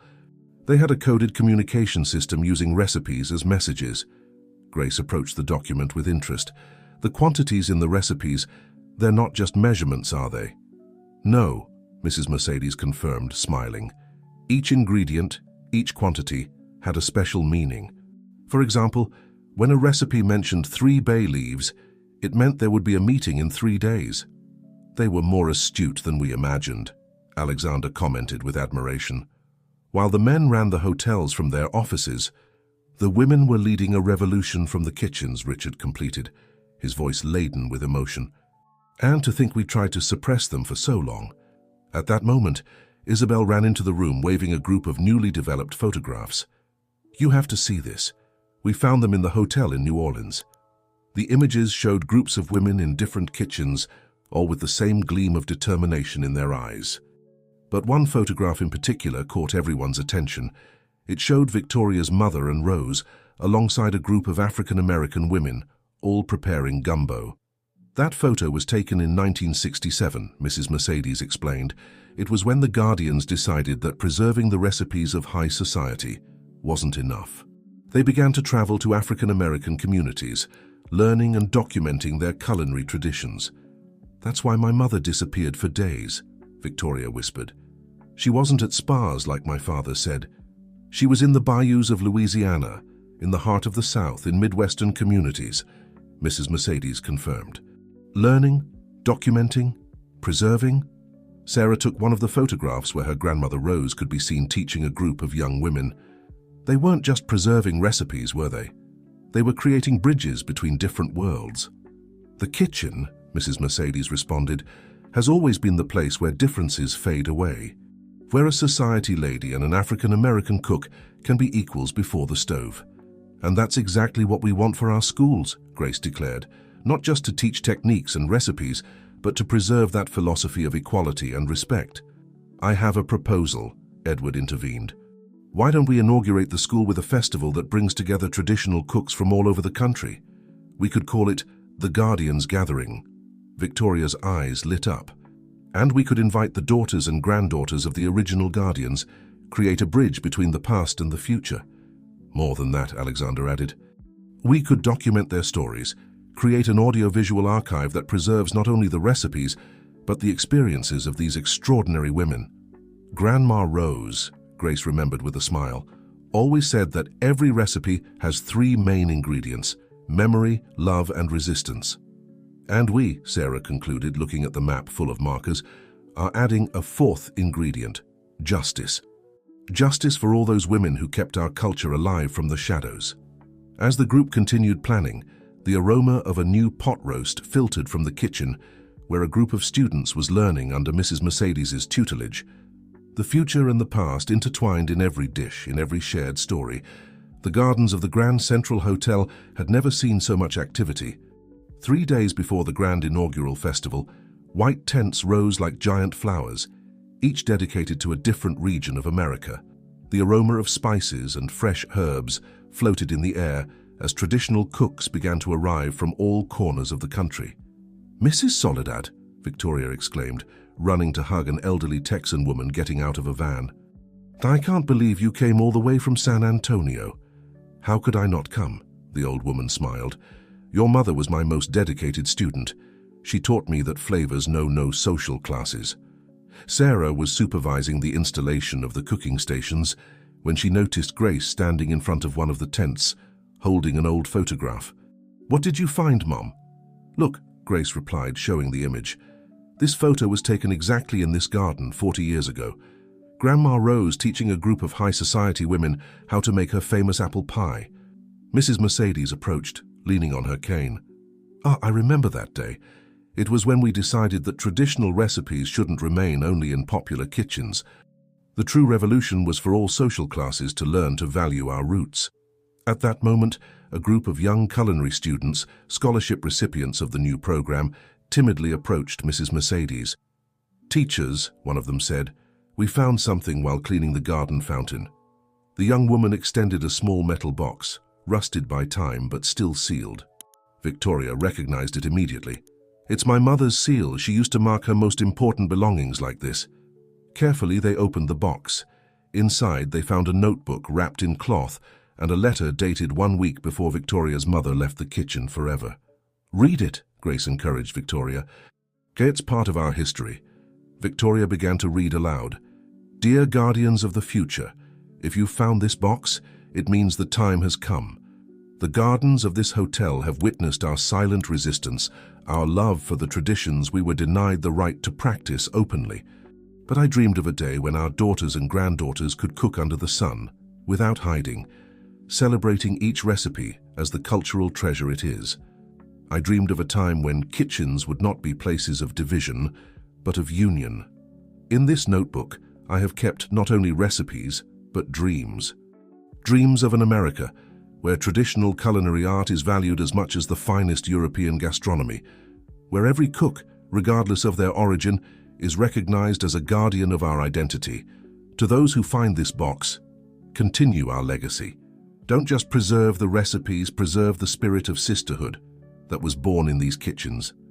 With love, Elizabeth Blackwell, Guardian of the Grand Central Hotel." Tears ran down Victoria's cheeks as she finished reading. Alexander, who had been filming everything for the documentary, had to pause to regain his composure. "Your mother," Mrs. Mercedes said softly, "never stopped being a guardian. Even when they forced her to abandon the kitchen, she continued transmitting her knowledge in secret. And now," Sarah interjected, "we can make that dream a reality. But we need your help, Mrs. Mercy. We want new generations to learn not just the recipes, but the stories behind them." The old cook approached a display case where ancient cast-iron pots and pans were exhibited. Each of these utensils has a story. Each recipe is a piece of our identity. I'll teach you everything I know. And there's more, Edward added, pulling out some documents from his briefcase. UNESCO is interested in declaring this Flavor Guardians movement as intangible cultural heritage. Its impact on the preservation of American cuisine was more significant than we imagined. Victoria approached Mrs. Mercedes, taking her wrinkled hands in hers. Would you tell me more about my mother? About what you cooked together? Even better, the old woman smiled. I'll teach you, just as I taught her. The kitchen has its own memory, you know. In every movement, in every technique, is the memory of those who came before us. Grace observed the scene with tears in her eyes. Grandma Rose was right. She said that someday, all the stories these walls held would come to light. And they won't just come to light, Sarah affirmed with determination. They'll become the foundation of something new, something that honors both the past and the future. As the afternoon sun entered through the hotel's windows, bathing the photographs and recipes with its golden light, the spirit of all those secret cooks seemed to fill the space. Their stories, long silenced, finally found their voice on the walls of the Grand Central Hotel. A month after the inauguration, the Grand Central Hotel vibrated with a different energy. The corridors, once silent and formal, now resonated with the voices of students from all over the world learning and sharing knowledge. In the main kitchen, now a modern laboratory of traditional flavors, Victoria led a special class. In front of her, students from different countries watched attentively as she prepared the pot roast her mother had taught her through secret notes. Each ingredient, Victoria explained passionately, tells a story. When we sear this meat, we're not just preparing a dish, we're keeping alive the memory of generations. In another classroom, Grace and Mrs. Mercedes supervised a unique exchange. An elderly African-American woman was teaching traditional techniques to a French chef, while he shared preservation methods that would help keep ancient recipes alive. It's beautiful, Grace commented to Mrs. Mercedes. Grandma Rose always said that the kitchen was the place where all languages became one. Sarah, meanwhile, coordinated via video conference with the other international locations. On the screens, you could see the kitchens of Blackwell hotels in different countries, each converted into a center for preserving and evolving culinary traditions. The results of the first month are incredible, Edward reported, showing statistics on his tablet. We've documented more than 1,000 traditional recipes that were at risk of being lost. Indigenous communities are sharing techniques that had never been recorded before. Richard, who now spent his days between classrooms and his office, observed everything with a mixture of pride and amazement. If my father could see this, how what he considered a threat has become our greatest treasure. Alexander entered his father's office excitedly. The confirmation just arrived. UNESCO will not only recognize the Flavor Guardians as cultural heritage, but they'll use our educational model as a global example of preserving culinary traditions. In the garden, Isabel directed a team of documentarians recording the testimonies of the original guardians. Their stories would become part of the school's curriculum, ensuring that future generations would know the struggle that made this moment possible. Every story we document, Isabel explained to the cameras, is a bridge between the past and the future. The recipes are just the beginning. What we're really preserving is the spirit of resistance and love that kept them alive. During a break between classes, Victoria found her father contemplating the mural of the Guardians in the lobby. "What are you thinking about, Dad?" she asked softly. "About how we tried for so long to hide our true wealth," Richard replied. "These women whom we once tried to silence were preserving the real treasure of our family. And look at what they've created," Victoria smiled. "Not just a school, but a worldwide movement."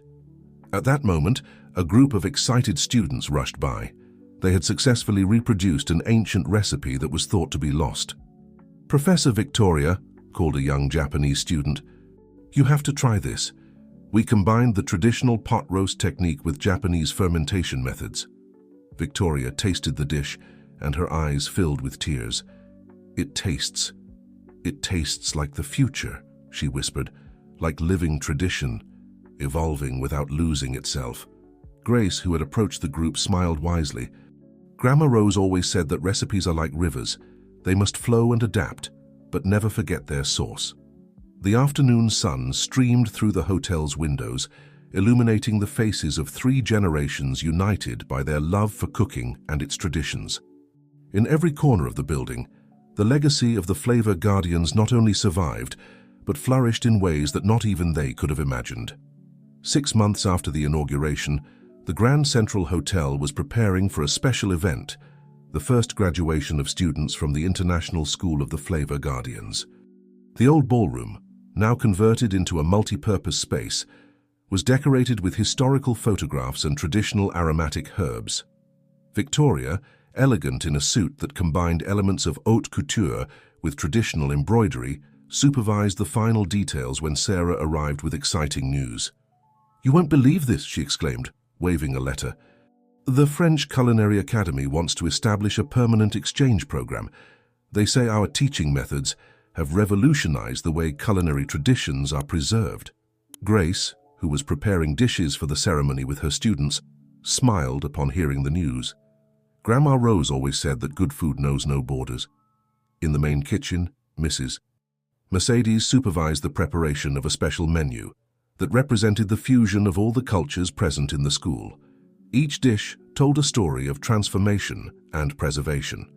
"This pot roast," she explained to the students working beside her, "now has a touch of Indian spices, but maintains its traditional essence. Like you, different origins but the same heart of Guardians." Richard, fully recovered, walked through the hotel corridors observing the photographs that documented the transformation of the last few months. He stopped in front of one that showed his wife with the original Guardians. "She always knew," he murmured. "She always knew this was the true destiny of the hotel." Alexander approached his father, carrying more photographs for the exhibition. "And look at this," he said, showing him images of the other international locations. "Every hotel in the chain has become a center of cultural preservation." In the garden, Isabel directed a special photo session. The original Guardians, who were still alive, posed alongside the new generation of students. The image perfectly symbolized the bridge between past and future. Each photograph, Isabel explained to her team, is a testament to how love for our traditions can transform the world. During the graduation ceremony, the students presented their final projects. Each represented a unique fusion of tradition and innovation. Japanese sushi rolls with traditional American fillings, pot roasts that incorporated French techniques, typical desserts reinvented with modern preparation methods. Victoria, giving her speech as the school's director, couldn't contain her emotion. 6 months ago, we discovered that the walls of this hotel held more than secrets. They held dreams. Dreams of women who, in the darkness of their kitchens, kept the flame of our traditions alive. Today, that flame not only burns bright, but has ignited fires in kitchens around the world.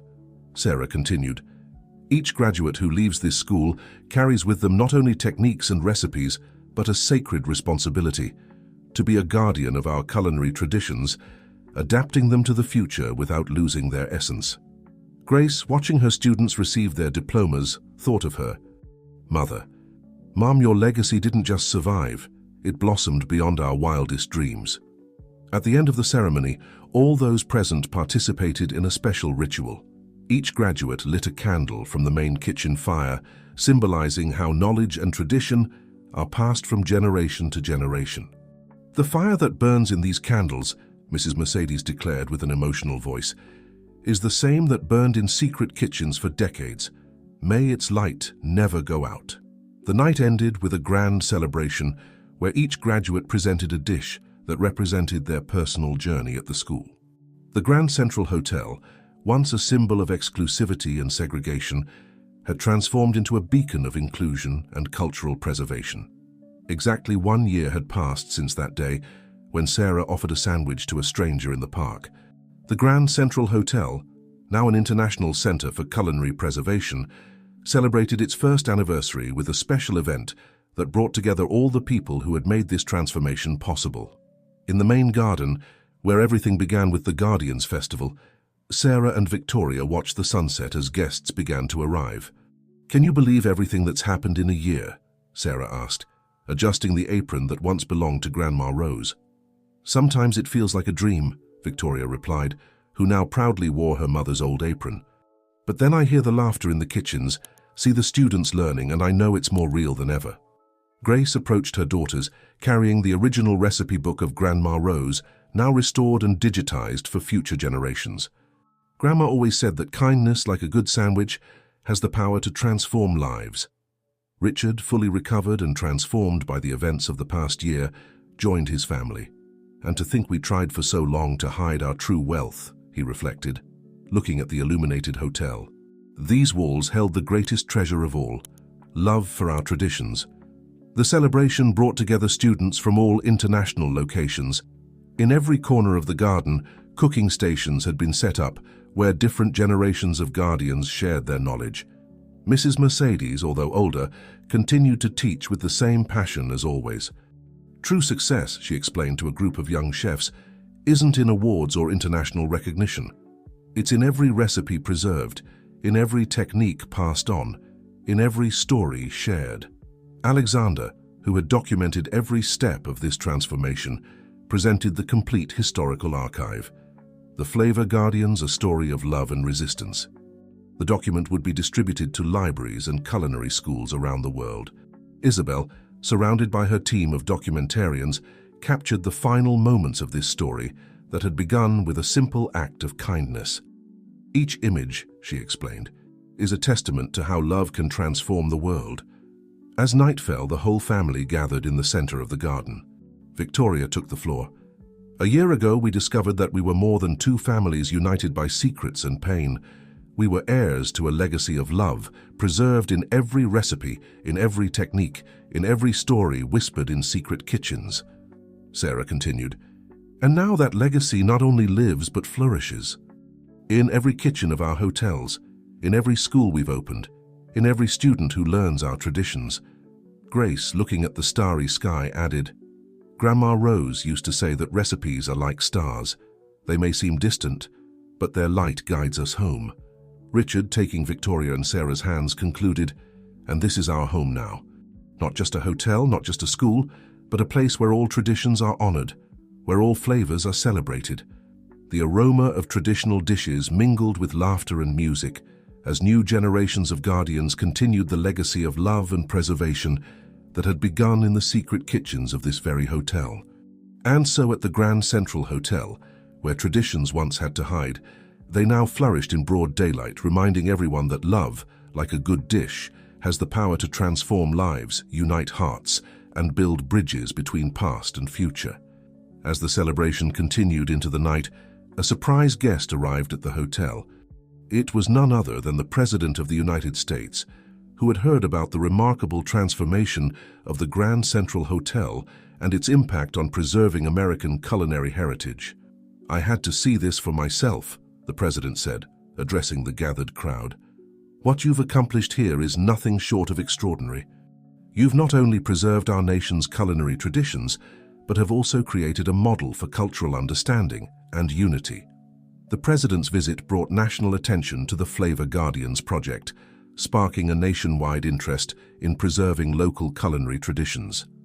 In the weeks that followed, similar initiatives began to sprout up across the country, from small-town diners to prestigious restaurants in major cities. Sarah, Victoria, and Alexander found themselves increasingly in demand, invited to speak at conferences, culinary schools, and even international forums on cultural preservation. Their story became an inspiration for people around the world, looking to reconnect with their roots through food. One evening, as the family gathered in the hotel's rooftop garden for a quiet dinner, Grace brought out an old, weathered notebook. I found this in the attic of our old house, she said, her voice trembling slightly.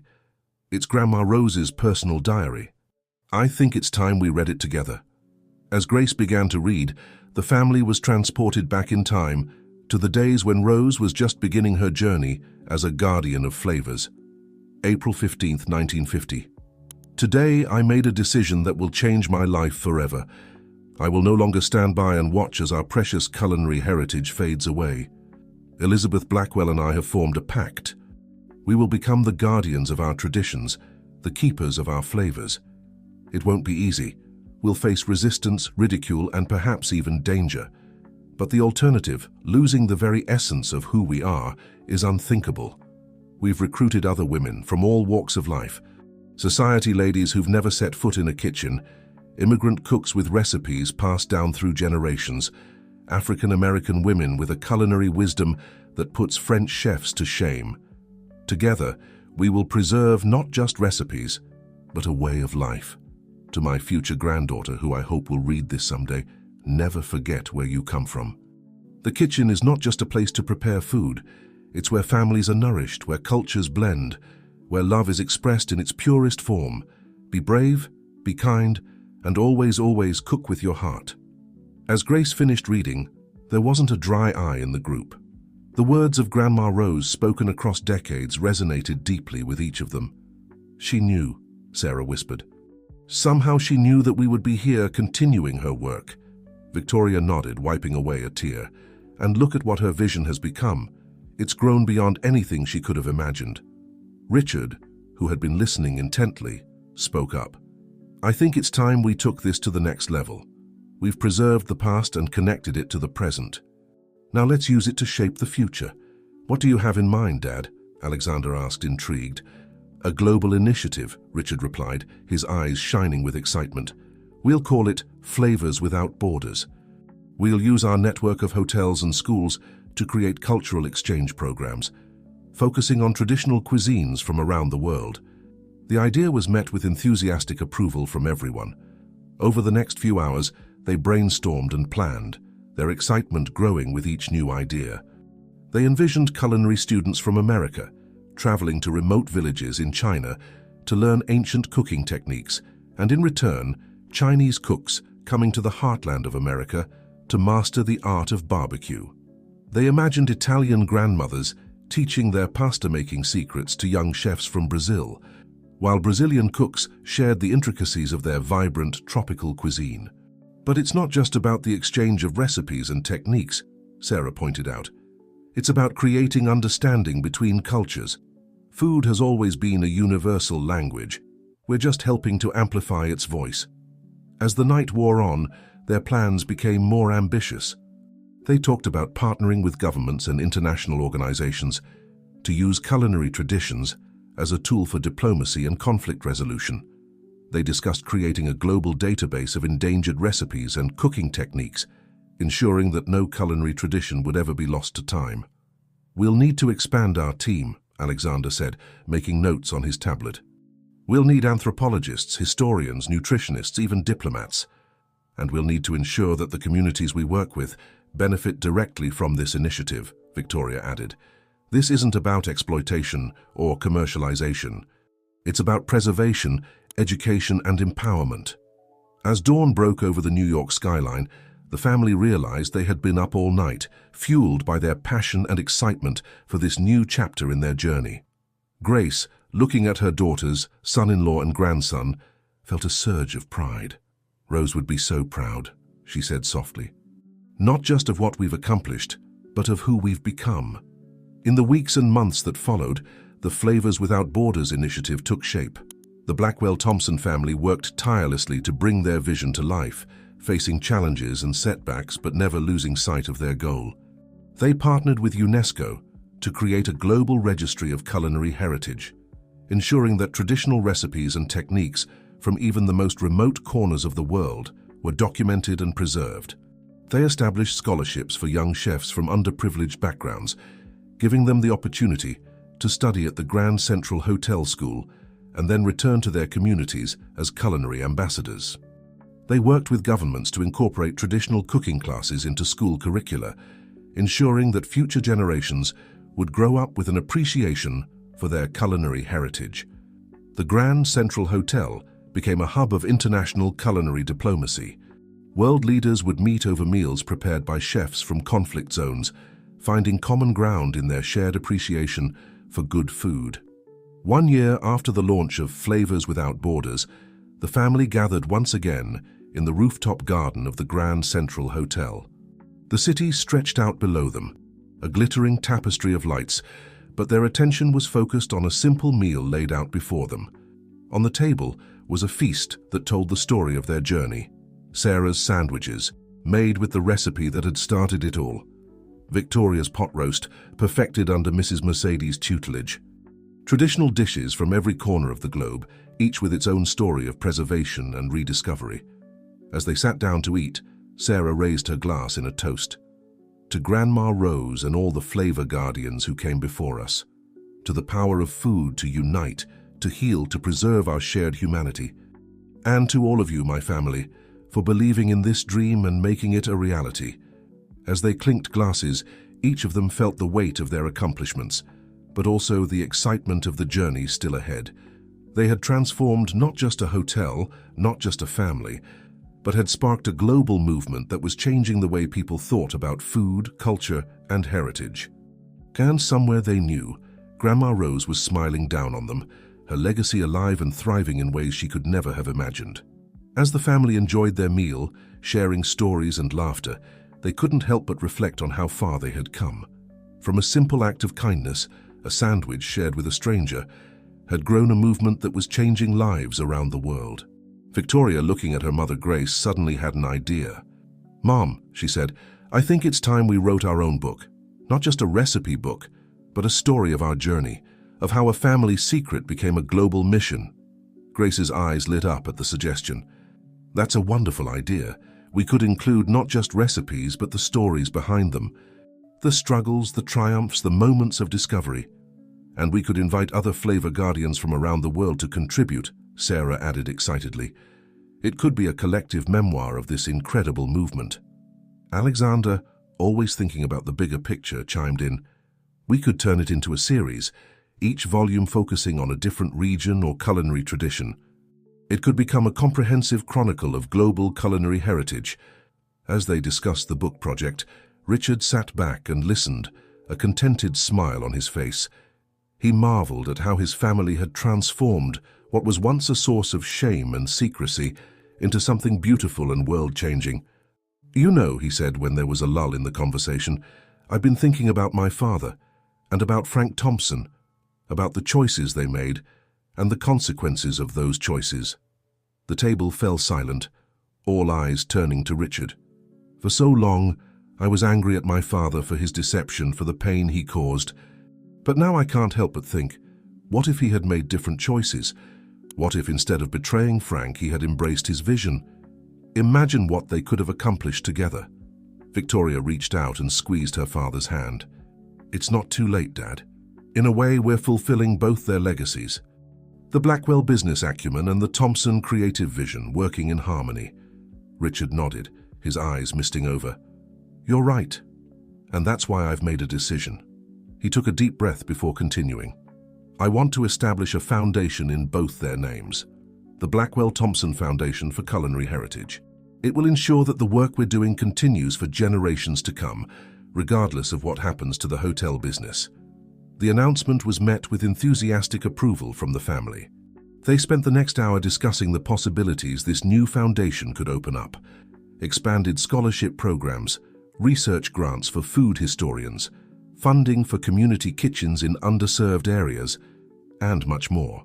As the evening drew to a close, Sarah stood up and walked to the edge of the rooftop garden. The city lights twinkled below, a reminder of how far they had come and how many lives they had touched.